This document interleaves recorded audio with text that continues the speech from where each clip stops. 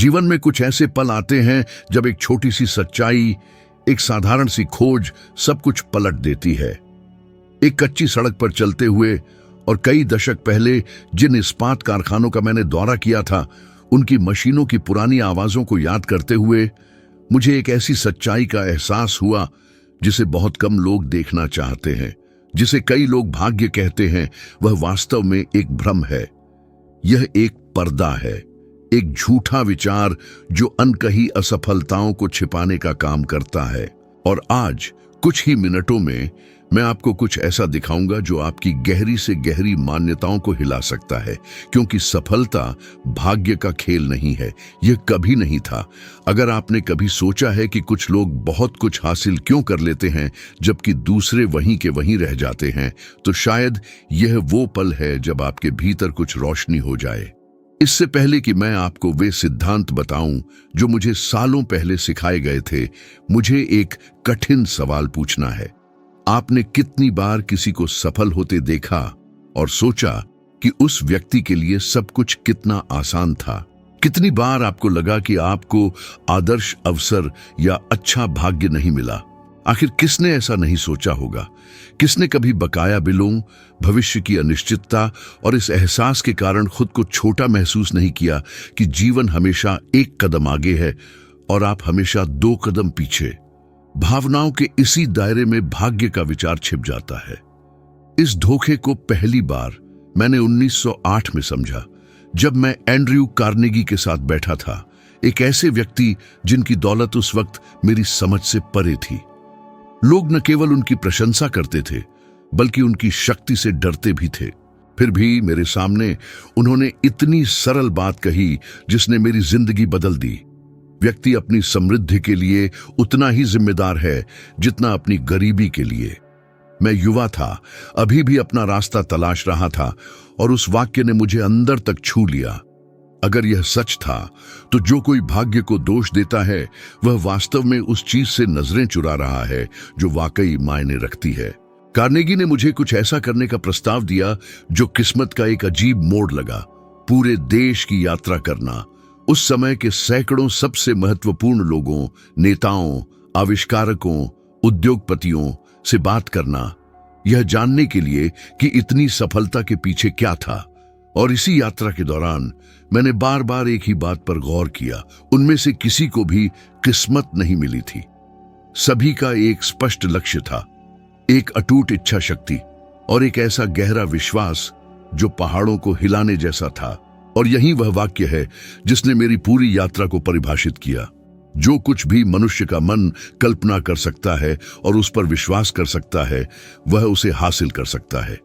इसलिए नहीं कि ब्रह्मांड जादुई चीजें करता है, बल्कि इसलिए कि अनुशासित मन सटीकता, साहस और दृढ़ता से कार्य करता है, भले ही आसपास सब कुछ ढहता हुआ लगे। लेकिन यह मत सोचिए कि यह कोई दूर की बात है, क्योंकि मैंने सच में इस खोज की कीमत अपनी जिंदगी में चुकाई है। मेरी जिंदगी में एक ऐसा दौर आया जब मैंने लगभग सब कुछ खो दिया था।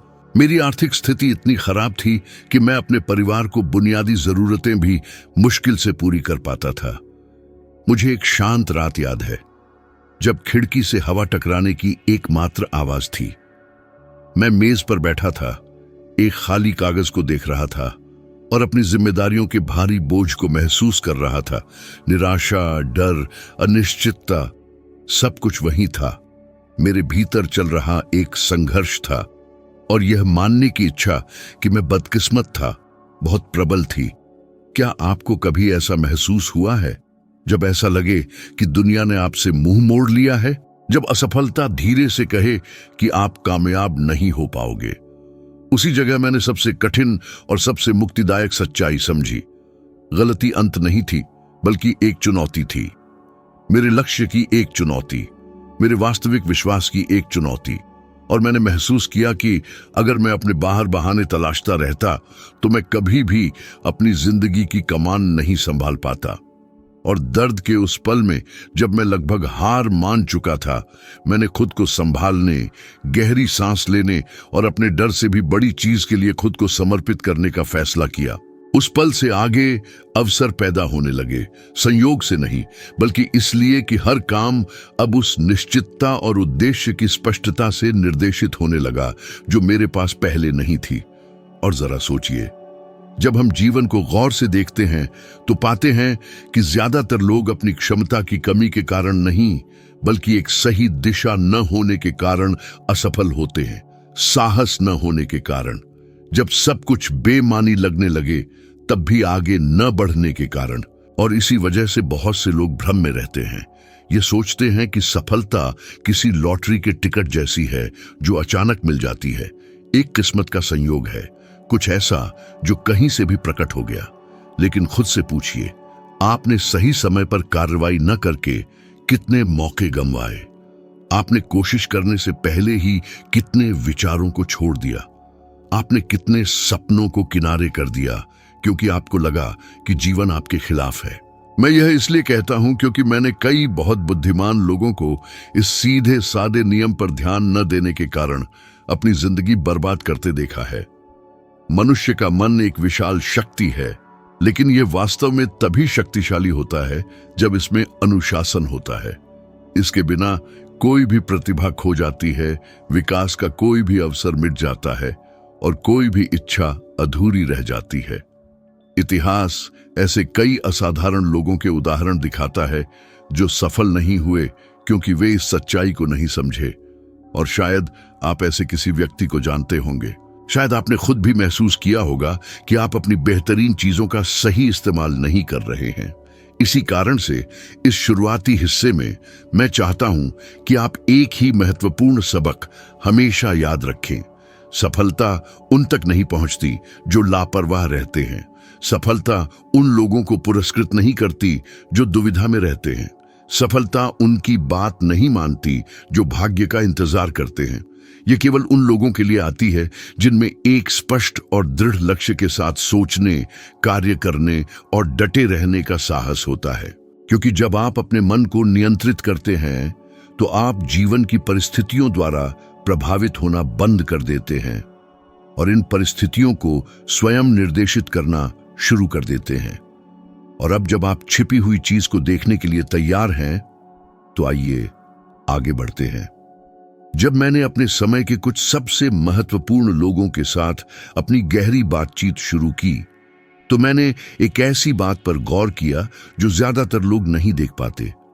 हर बड़े काम से पहले एक छिपी हुई शक्ति होती है।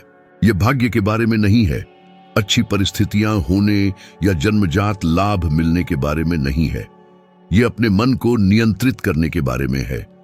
और जितना ज्यादा मैं ये जानने की कोशिश करता गया, उतना ही स्पष्ट होता गया कि जिन लोगों ने महान उपलब्धियां हासिल की थीं, उनके पास एक ऐसा लाभ था जो अखबारों में, तस्वीरों में या भाषणों में नहीं दिखता था। यह भीतर की कोई चीज थी, कुछ इतना शक्तिशाली कि यह व्यक्ति का भविष्य उसके पहला कदम उठाने से पहले ही तय कर देता था। लेकिन सबसे दिलचस्प बात यह है कि इसे लगभग कोई नहीं समझता। ज्यादातर लोग यह सोचना पसंद करते हैं कि विफलता अवसर न मिलने, मदद न मिलने या भाग्य का साथ न मिलने के कारण होती है। और आप सच में, आपने कितनी बार ऐसा महसूस किया है? कितनी बार आपको लगा कि आपने अपना भरसक प्रयास किया लेकिन जीवन ने अपेक्षित परिणाम नहीं दिए? कितनी बार आपने किसी को सफल होते देखा और सोचा, मैं क्यों नहीं? क्या अनिश्चितताओं, डरों और सीने में उस हल्के दर्द के साथ जागना सामान्य नहीं है जो कहता है कि शायद कुछ भी ठीक नहीं होगा? कितने लोग बैंक स्टेटमेंट देखने से कतराते हैं, जमा हुए बिलों से निपटने से घबराते हैं, खुद को यह स्वीकार करने से डरते हैं कि वे किसी ऐसी चीज में फंसे हैं जिसका कोई अंत नहीं दिखता। तो फिर इसका एक कारण है। मनुष्य का मन जब दिशाहीन हो जाता है तो ऐसे काल्पनिक डर पैदा करता है जो वास्तविक नहीं होते। यह खतरे को बड़ा दिखाता है, आशंका को बढ़ाता है और व्यक्ति को कोई भी कदम उठाने से रोकता है। और इसी वजह से बहुत से लोग कभी नहीं जान पाते कि वे क्या करने में सक्षम थे। वे अपनी अनिश्चितताओं पर, अपनी संभावनाओं से ज्यादा भरोसा करते हैं और इसी जमीन पर तथाकथित भाग्य प्रकट होता है, चीजों को घटित करने वाले के रूप में नहीं, बल्कि एक बहाने के रूप में। मुझे एक दोपहर याद है जब मैं थॉमस एडिसन के कार्यस्थल पर उनसे मिलने गया था। वे असफल प्रयासों, हाँ गलतियों से घिरे हुए थे जो एक खामोश पुरस्कारों की तरह ढेर हो गए थे। खराब हो चुके पुर्जे, अस्त व्यस्त नोट्स, ऐसे परीक्षण जो सैकड़ों बार विफल हुए थे। और जबकि कई लोग उन्हें उनकी सभी उपलब्धियों के लिए भाग्यशाली कहते थे, मैं जानता था कि भाग्य यकीनन सबसे अनुचित शब्द था। उन्होंने मेरी ओर देखा। उनके चेहरे पर घंटों के अथक परिश्रम के निशान थे और उन्होंने सहजता से कहा, मैं असफल नहीं हुआ। मैंने तो बस हजारों ऐसे तरीके खोजे हैं जिनसे काम नहीं करना चाहिए। उसी क्षण मैंने एक बहुत महत्वपूर्ण बात समझी। हार मानने वाले व्यक्ति और सफल होने वाले व्यक्ति के बीच का अंतर इस बात में है कि वे अपनी कठिनाइयों को कैसे देखते हैं। और यही वह वाक्य है जिसे मैं उस दिन से अपने साथ रखता हूं। गलती तो बस बड़ी जीत के प्रवेश द्वार का शुल्क है, लेकिन कितने लोग यह कीमत चुकाने को तैयार हैं? कितने लोग अनिश्चितता के प्रभाव को बिना खुद को खत्म किए सहन कर पाते हैं? कितने लोग आगे बढ़ते रहते हैं जब दुनिया को अब कोई परवाह नहीं रहती? और सहन करने की बात करें तो शायद आप इस बात से चौंक जाएंगे जो मैं अब बताने जा रहा हूं। यहां तक कि मुझे भी अपने ही विचारों से नुकसान उठाना पड़ा है।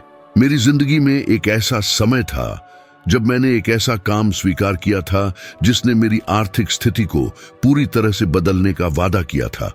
मुझे इस पर बहुत विश्वास था, लेकिन समय के साथ मैं समझ गया कि मैं बेईमान लोगों के झांसे में आ गया था। मैंने महीनों अपनी ऊर्जा और कई कीमती चीजें गंवा दी। जब मुझे एहसास हुआ कि क्या हुआ था, तो मैं पर्याप्त अच्छा नहीं हूं कि भावना ने मुझे लगभग हरा ही दिया था। क्या आपको कभी ऐसा महसूस हुआ है? ऐसा लगना कि आपको धोखा दिया गया है, झूठे विचारों के जाल में फंस गए हैं या खुद के साथ ही असफल हो गए हैं? ये एक बड़ा कष्ट था, न केवल आर्थिक बल्कि आत्मसम्मान को भी ठेस पहुंची थी। लेकिन उसी पल मैंने एक जरूरी बात समझी। जब आप सच्चाई का सामना करते हैं और अपने कर्मों की जिम्मेदारी लेते हैं, तो आप जीवन पर दोबारा नियंत्रण पा लेते हैं। उस पल मैंने किस्मत को दोष देने के बजाय सीखना चुना और इसने सब कुछ बदल दिया। जब मैं यह विचार साझा करता हूं तो मैं देखता हूं कि कई लोगों को वही डर सताता है, गलती करने का, जोखिम उठाने का, कुछ नया करने की कोशिश करके असफल होने का। लेकिन ईमानदारी से खुद से पूछें, क्या यह डर आपको बचा रहा है या सिर्फ आपको सीमित कर रहा है? सच में सबसे ज्यादा दर्द किस में होता है? कोशिश करके सफल न होने में, या यह कभी न जान पाने में कि आप क्या हासिल कर सकते थे? अगले महत्वपूर्ण बिंदु पर आगे बढ़ने से पहले मुझे आपसे एक मदद चाहिए। अगर आप मेरी बातों का महत्व समझते हैं, अगर यह सामग्री आपके विचारों को खोलती है, तो लाइक पर क्लिक करें और चैनल को सब्सक्राइब करें।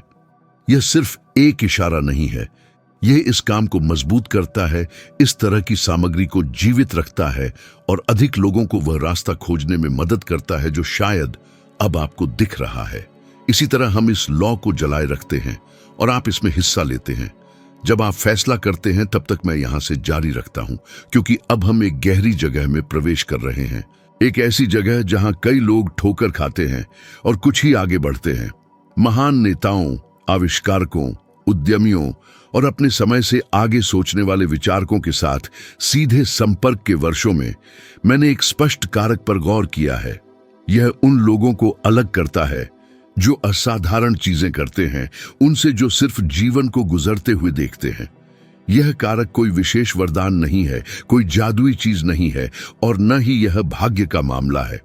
यह कुछ काफी सरल है, फिर भी बहुत कम लोग इसे वास्तव में महारत हासिल कर पाते हैं। एक निश्चित उद्देश्य, एक ऐसा स्पष्ट लक्ष्य जो एक ऐसे मार्गदर्शक के रूप में कार्य करता है जिसके माध्यम से व्यक्ति अपने हर कदम को देखता है। शायद आप महसूस न करें, लेकिन अधिकांश लोग इस अनिश्चितता में जीते हैं कि वे कहां पहुंचना चाहते हैं। वे उठते हैं, काम करते हैं, बिल चुकाते हैं, अपने डर का सामना करते हैं, लेकिन कभी रुककर खुद से यह नहीं पूछते, मेरा उद्देश्य क्या है? मैं जीवन से वास्तव में क्या चाहता हूं? क्या आपने कभी पूरी ईमानदारी से खुद से यह सवाल पूछा है? क्या आपने कभी शीशे में खुद को देखकर अपनी सबसे सच्ची इच्छाओं को पहचाना है, जिनमें वे भी शामिल हैं जो आपको डराती हैं? यह अजीब है कि कई लोग असफलता के डर से नियंत्रित होकर कभी कोई लक्ष्य निर्धारित न करने का विकल्प चुनते हैं, यह सोचकर कि इस तरह वे असफल नहीं होंगे। लेकिन यह मन का एक जाल है।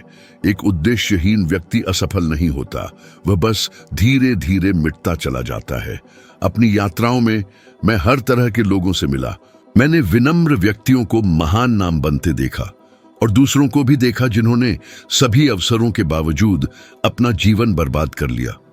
उनके बीच का अंतर ठीक इसी पहलू में था, एक स्पष्ट दिशा का होना। एक उदाहरण जो मेरे मन से कभी नहीं जाता वह हेनरी फोर्ड का है। जब मुझे उनसे बात करने का अवसर मिला तो फोर्ड को कड़ी आलोचनाओं का सामना करना पड़ रहा था। कई लेखक और उद्योगपति कह रहे थे कि उनका दृष्टिकोण अव्यावहारिक था, कि सभी के लिए एक सरल और सुलभ कार बनाने की उनकी योजना एक बड़ी गलती थी। लेकिन फोर्ड के मन में एक ऐसा दृढ़ उद्देश्य था कि कोई भी आलोचना उन्हें विचलित नहीं कर पाई।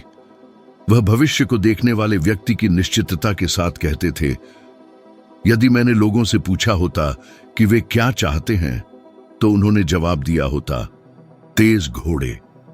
उन्होंने आगे देखा क्योंकि वे पूरी निश्चितता के साथ जानते थे कि उन्हें क्या करना है। उनके उद्देश्य ने उनकी दृढ़ता को प्रेरित किया और इस दृढ़ता ने बदले में उनके भाग्य का निर्माण किया। और यहीं पर कई लोग गलती करते हैं, अपनी इच्छाओं को अपने उद्देश्य से भ्रमित करना। इच्छा कमजोर होती है, यह एक भावना है जो आती है और चली जाती है, लेकिन उद्देश्य वह नींव है। ये वही है जो आपको तब भी आगे बढ़ने के लिए प्रेरित करता है जब जीवन आपको अपने मार्ग से धकेलने की कोशिश करता है। यह आपको केवल भाग्य पर निर्भर रहने नहीं देता, यही आपको सच्चा नियंत्रण देता है। यदि आपको लगता है कि यह सिर्फ सिद्धांत है, तो मैं आपको कुछ ऐसा बताऊंगा जिसका मैंने अनुभव किया है और जो आज भी मुझे गहराई से छूता है। एक दौर ऐसा था जब मैंने एक बड़े पैमाने के शैक्षिक परियोजना में काम करने का फैसला किया। मुझे यकीन था कि मैं हजारों युवाओं की सोच को बदल सकता था, उन्हें वे संसाधन देकर जो मुझे वयस्क जीवन में नहीं मिले थे। मैंने पूरी लगन के साथ कई हफ्ते और महीने निवेश किए, लेकिन एक निश्चित बिंदु पर सब कुछ मेरे नियंत्रण से बाहर हो गया। जिन लोगों को मेरी मदद करनी चाहिए थी वे जाने लगे और खाली कमरों की खामोशी मुझे कुचल रही थी। ऐसा लग रहा था कि मेरा उद्देश्य मेरे सामने ही मिटाया जा रहा था। फिर भी मेरे अंदर कुछ था जो मुझे जारी रखने पर जोर दे रहा था।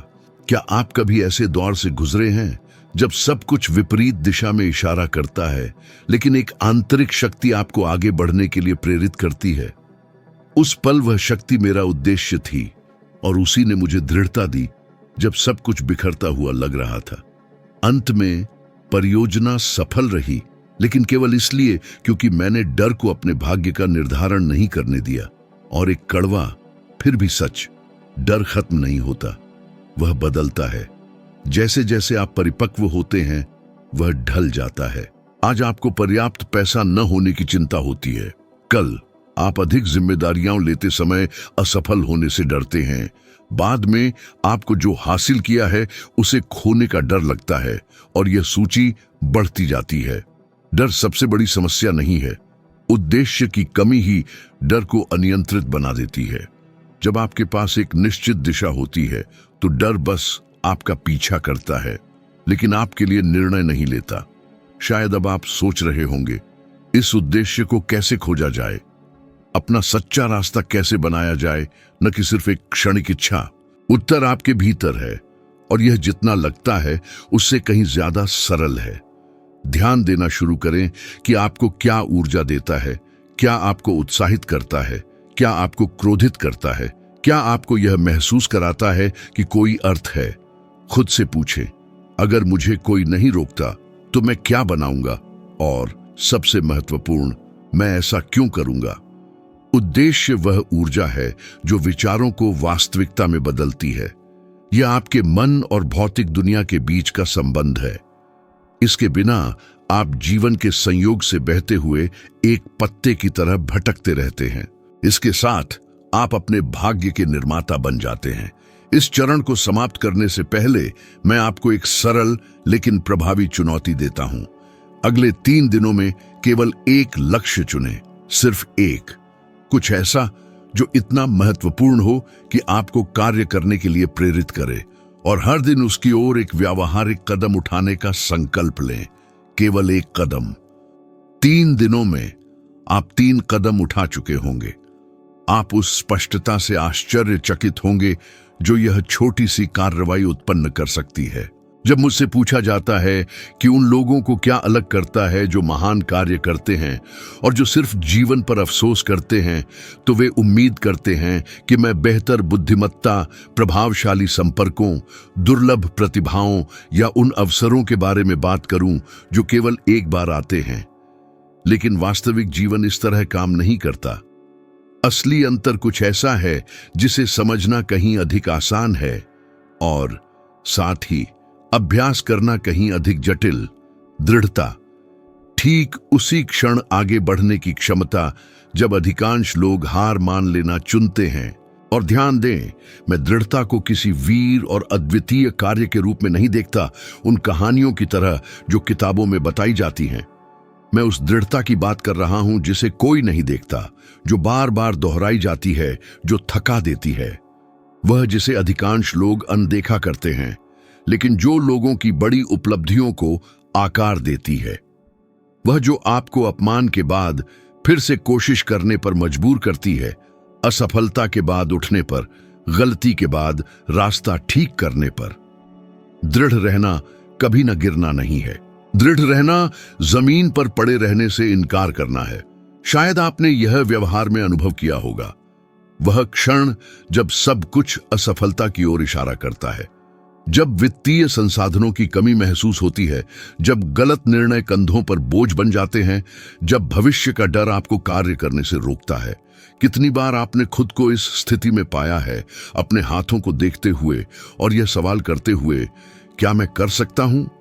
कितनी बार आपने सब कुछ छोड़ देने की इच्छा महसूस की है क्योंकि मानसिक थकावट आशा की किसी भी किरण पर भारी पड़ रही थी।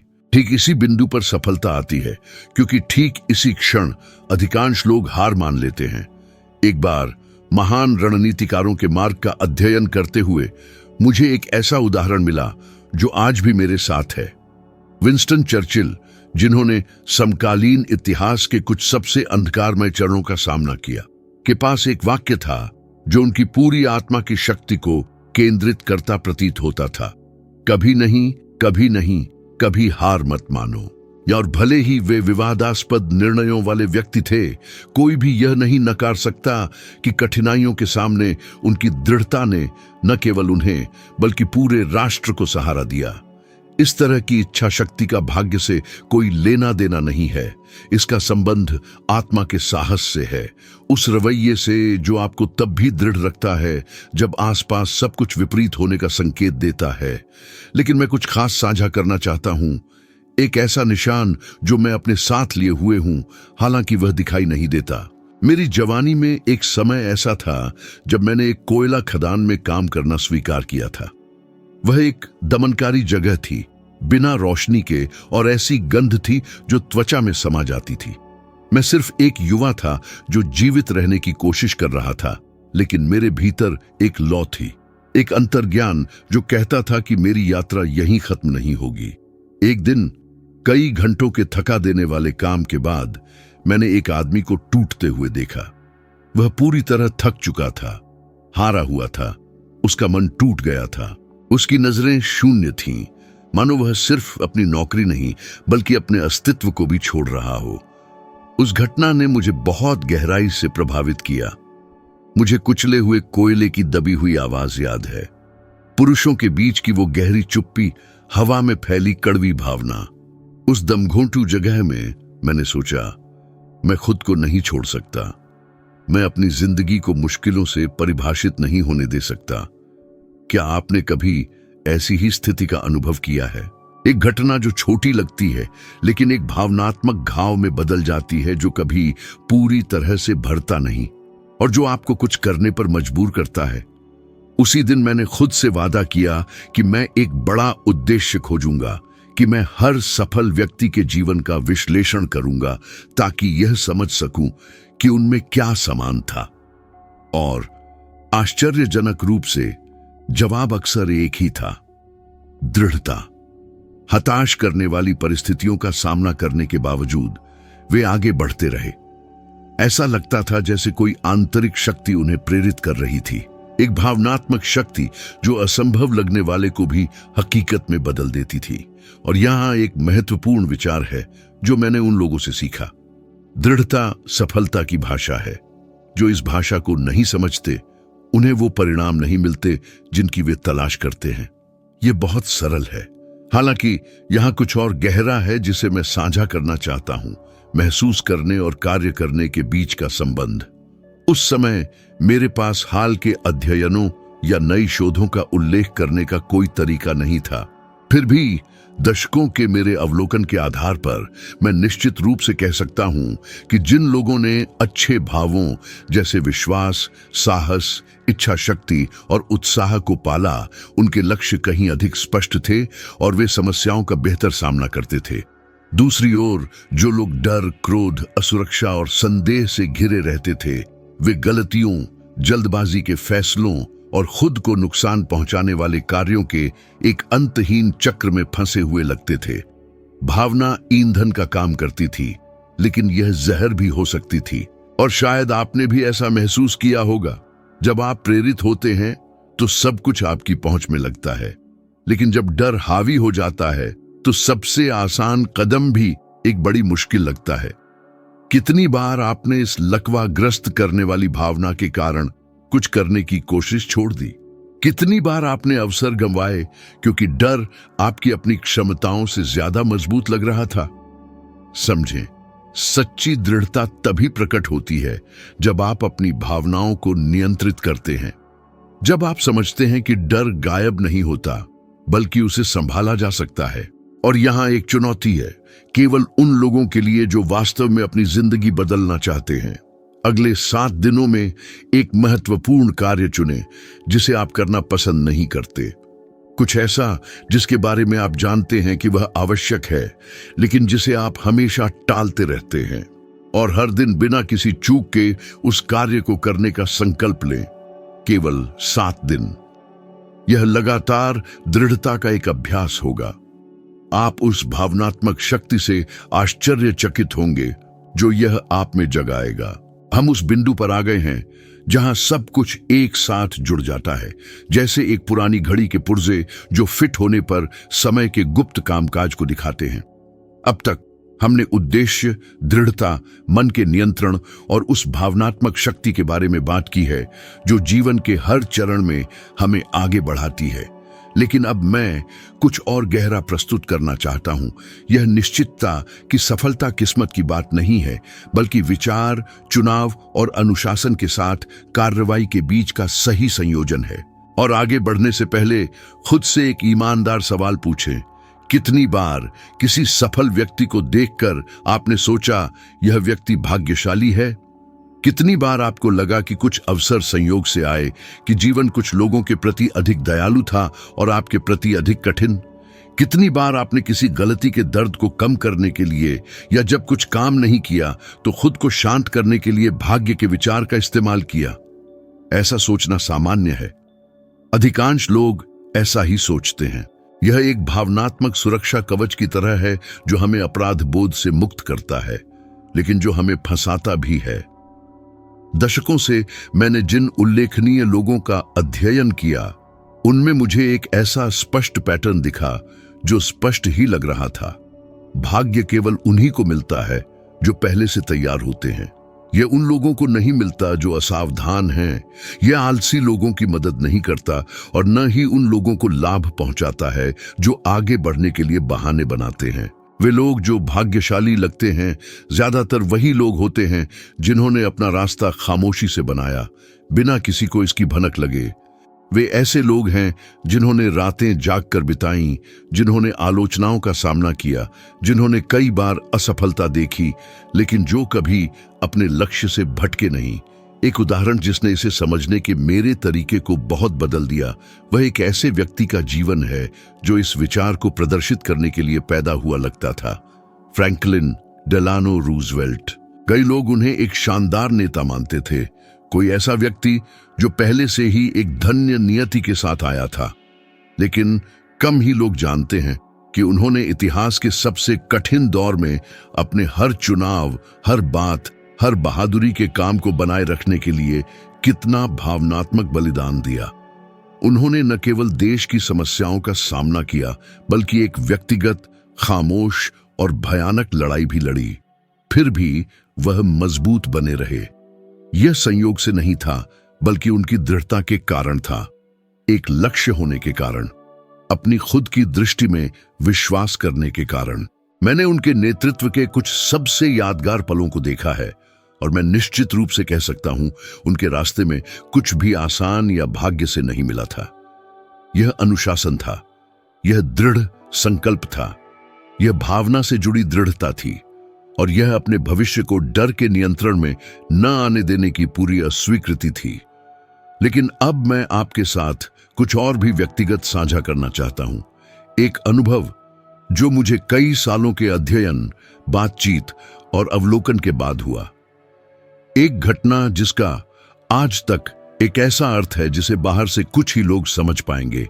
मैं एक किताब पर काम कर रहा था जिसे मैं अपने जीवन में सीखी हुई हर चीज का सबसे संपूर्ण सारांश मानता था। मैंने महीनों तक इस पर ध्यान दिया। मैं सुबह जल्दी उठता था, देर रात तक लिखता था और महसूस करता था कि हर वाक्य एक महत्वपूर्ण काम का हिस्सा था। लेकिन एक शांत रात में मैंने अपनी मेज अस्त व्यस्त पाई और किताब का एक आवश्यक हिस्सा पूरी तरह से खो गया।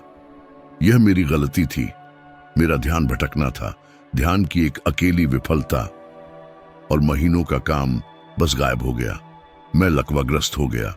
मुझे याद है कि मैंने मेज पर हाथ टिकाए और इतनी बड़ी निराशा महसूस की कि ऐसा लगा जैसे मेरी सांस रुक जाएगी। क्या आपने कभी ऐसा कुछ अनुभव किया है? किसी ऐसी चीज को खोने की वह भावना जिसने आपकी मेहनत, समय और ऊर्जा की मांग की, जैसे किसी ने आपसे एक टुकड़ा छीन लिया हो।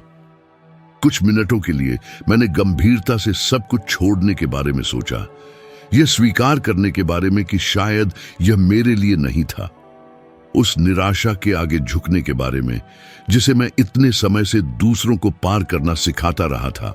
लेकिन फिर एक जलती हुई लौ की तरह मेरे अंदर कुछ जागा, एक मजबूत आवाज, लगभग अनसुनी, जिसने कहा, अगर यह महत्वपूर्ण है तो फिर से शुरू करो। और मैंने फिर से शुरू किया, वाक्य दर वाक्य, विचार दर विचार। और जब मैंने समाप्त किया, कुछ दिनों बाद मैंने समझा कि वह नुकसान एक सजा नहीं था, बल्कि एक मूल्यवान सबक था। नई किताब ज्यादा मजबूत, समझने में आसान और मेरे लक्ष्य के साथ ज्यादा संरेखित थी। और वहीं उस थकी हुई सुबह मैंने कुछ ऐसा सीखा जो आज भी गूंजता है। गलती इंसान को खत्म नहीं करती, ये उसे दिखाती है कि वह वास्तव में कौन है। अब मैं चाहता हूं कि आप कुछ मौलिक समझें। अब तक जो कुछ भी मैंने आपके साथ साझा किया है, उसका भाग्य से कोई लेना देना नहीं था।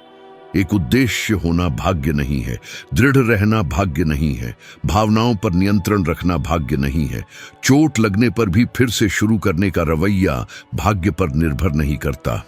और यहाँ एक वाक्य है जिसे यदि आप अपने दिल में रखेंगे तो यह आपकी जिंदगी बदल देगा। सफलता बनाई जाती है, यह कोई उपहार नहीं है। हर हिस्सा उस व्यक्ति के जानबूझकर किए गए प्रयास से जोड़ा जाता है जो यह विचार स्वीकार नहीं करता कि सब कुछ भाग्य है। लेकिन एक मुख्य बिंदु है जो सब कुछ जोड़ता है, कार्रवाई। एक सोचा समझा कार्य जो रुकता नहीं, जो जिद करता है।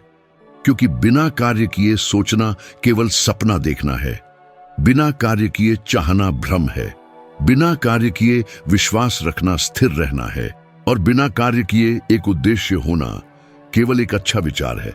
और अब आपके लिए एक अंतिम चुनौती, इस वीडियो की सबसे प्रभावशाली चुनौती।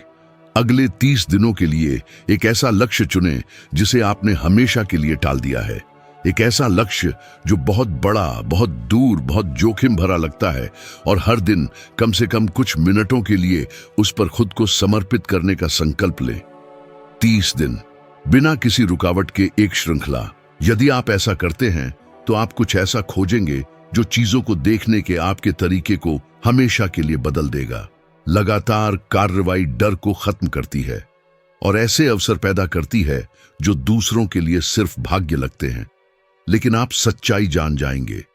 इस यात्रा को इस भावना के बिना समाप्त करने के लिए कि यह खत्म हो गई है, मैं यह कहता हूं, आगे बढ़ते रहो, रचना करते रहो, कार्य करते रहो, क्योंकि जबकि बहुत से लोग भाग्य की प्रतीक्षा करते हैं, कुछ ही लोग अपना भाग्य स्वयं बनाते हैं।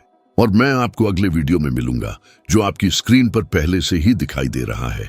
उस पर क्लिक करें और आइए इस यात्रा में एक साथ आगे बढ़ें।